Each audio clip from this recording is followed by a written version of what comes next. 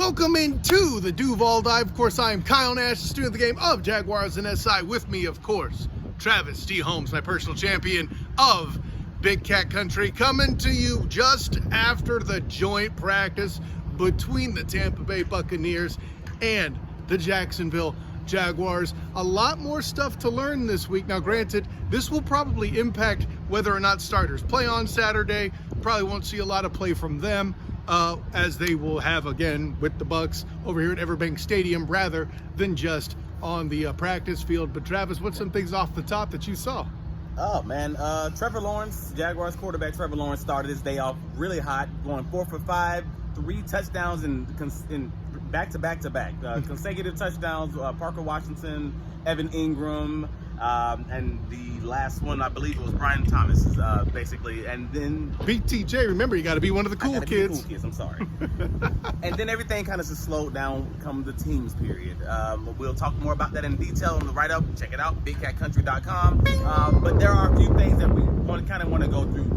For instance, the offensive line versus the defensive line. That was an interesting day. Actually, you had a chance to look at the one-on-ones, right? Well, before we get too deep in it, you're talking offense in big days by Trevor Lawrence. BTJ with a big completion. The catch of the day, Elijah Cooks. That's right. Burning.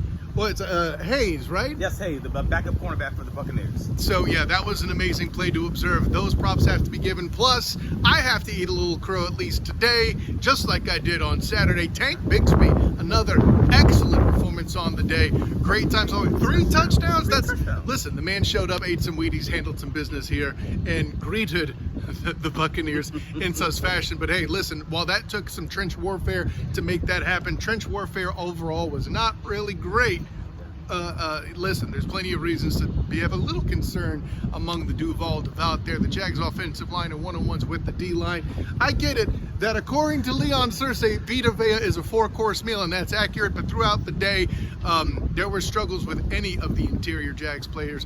Granted, Mitch Morse probably had the best day of the interior guys, but Luke Fortner getting blown up on the reg, showing why he's not a starter anymore. I will give credit to the tackles, though. Anton Harrison looked stalwart and solid from what I saw. Not every offensive lineman was on my side that I could see, but feel confident that your tackles can handle business. It's the interior line that's a struggle. But in the defense of the interior line, Mitch Morse did stand up to Vita Vea one time, and again, like you mentioned, the successful run by Tank Bigsby.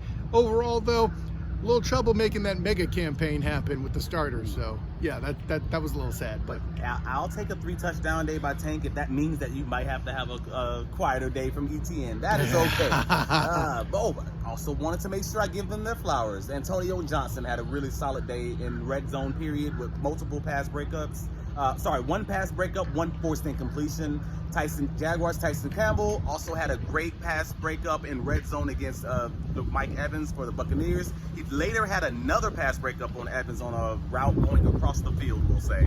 A really solid day by the Jaguars defensive back. I would say the more up and down day was probably rookie cornerback Jarian Jones. And even then, the negative thing I'm saying about him is that he was this close to having a second pass breakup. Like, it was a really solid day overall. Yeah, no, not bad for the DBs overall. By the way, speaking of defense, Travis, a thing worth note, Eric Armstead officially announced this week off the PUP list. He spoke to us after practice. You can check out me addressing that on Jaguars On SI. Bing! That'll be up here shortly. And of course, some more action from the Duval Sunday night, 8 p.m. to break down what actually happened in this game. Maybe there won't be starters, but I'm sure Travis will still have plenty to say about what's going on within the depth. So, for my personal champion, Travis D. Holmes of Big Cat Country, Kyle Nash, the student of the game of Jaguars On SI. Until next time, everyone, class dismissed. I